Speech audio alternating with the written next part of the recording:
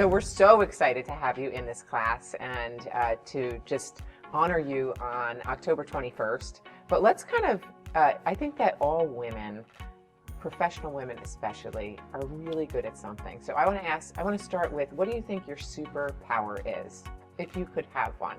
I'm sure you do. Oh, I definitely have one. Okay. And mine is multitasking. Okay, yes. Yeah, that's the key. I feel like the more I have on my plate, the more productive I am. When I don't have enough to do, nothing gets done. Nothing. I totally resonate with that, right? Because I go into, like, my brain starts doing things and I feel like I have extra arms and extra brain cells and I can get everything done. Yes. But if I'm bored, I'm like, I'm not moving. Because you have no motivation to get any of it done. Exactly. I'm big on lists. Oh, the list thing is... The Post-its. Right. So if there was one superhero that you identify with, who would that be? Oh, hands down, Wonder Woman. I love her. Yeah, I mean, that is one, we all grew up with the Linda Carter thing. I felt especially aligned with Linda Carter because I'm a Linda. And there was no Lindas when I grew up, so loved her myself. So we have that in common. Yes. Right? Okay, so favorite holiday? Favorite holiday, Halloween. Why is that? Because you could just go outside the box and be whoever you want for one day and have fun and be silly and not have to be serious. Like, it's okay to have fun. It is okay. I think fun is one of my biggest values. And if you're not having fun, then quite frankly, it's really just not worth it. I mean, we all go through our days making lists and multitasking and doing all these things that oftentimes in this world so many remarkable women go unnoticed, right? And that's why we're doing what we do, right, as an organization. But if we're not having fun while we're doing all this, then really what's the point? Well, I say that all the time. Yeah. And at work, we have such a close-knit family at work, and we just love each other. And I say to them all the time, if you're not having fun, you got to leave. Exactly. Because you have to like where you're going. You spend so much time with these people every day. Yep. And there is so much laughing that goes on in the office, not in front of the patients, exactly, but behind the scenes. There's so much laughter and silliness because we could just be ourselves. And I think that if you look forward to going to work in the morning, you're going to be amazing. Absolutely. If you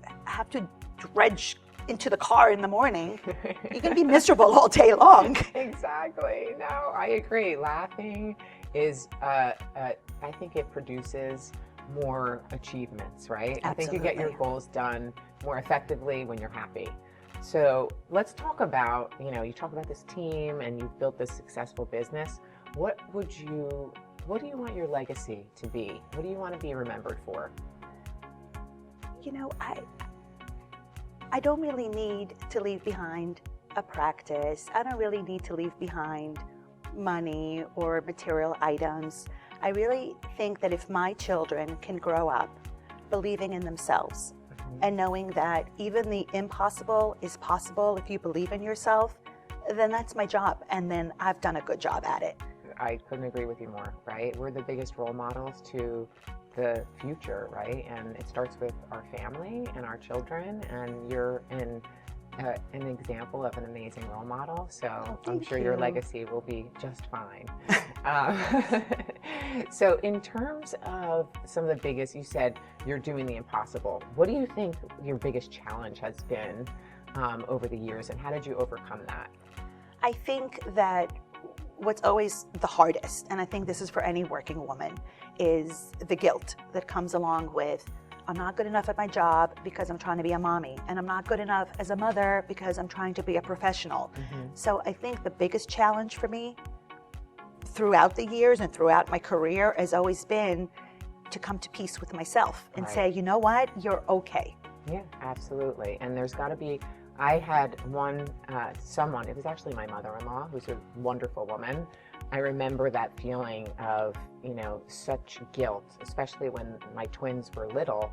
And she said something that has always stuck with me, and that was, guilt is a useless emotion. Yes. It doesn't serve you, and it doesn't serve the people that you're feeling guilty about. So she's like, so just get over it already. And at the end of the day, I think as women, that guilt, when you have guilt about doing something positive for your family is just totally useless. Obviously, if you've committed a crime, that's another version of guilt.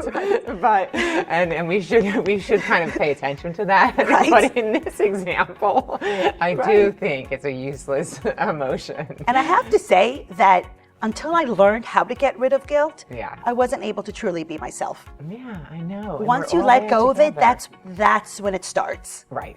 That's when you really do become the best mother in the universe, and the best professional in the universe, and the best wife, and the best sister, and the best daughter, and. Yeah.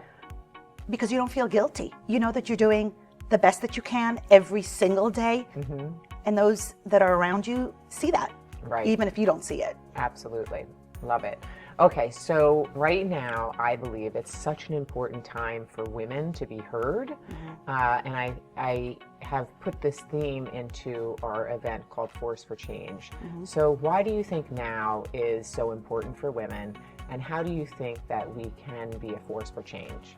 I think that now, more than in the past, women are finally getting a voice, and they're finally beginning, I don't want to say we're there, but we're beginning to be considered equals when it comes to the workforce.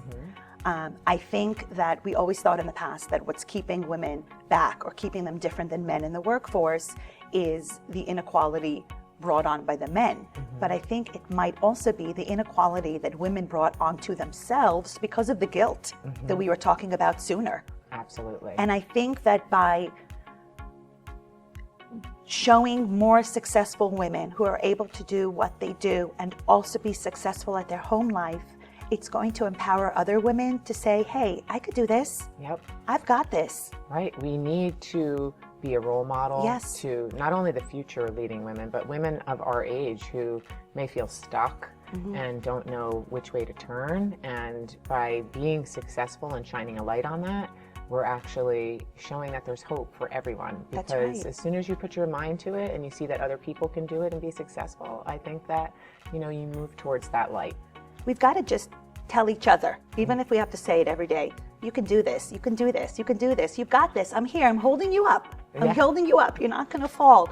And I think that often women don't do that for one another, and I never understood if it's competition or jealousy or just being so busy with your own life that you have no time to support others. But if you just take one moment to say, she's trying to achieve the same thing I am, why can't we just help each other and get through this? Absolutely. Gone, I think, are the days of compete and conquer, and now we're more about collaborate and connect, right? Agreed. And so that's actually my hope, and it's nice to collaborate and connect with you and all the other women that are amazing in this class, and we can't wait to celebrate you on October 21st and Can't work wait. with you. Yeah, work with you this year. You're a member and just an amazing person, so we appreciate that. Well, thank you for giving me the opportunity. Absolutely. Awesome. So fun. Congratulations, Orli. Thank you. Thank you.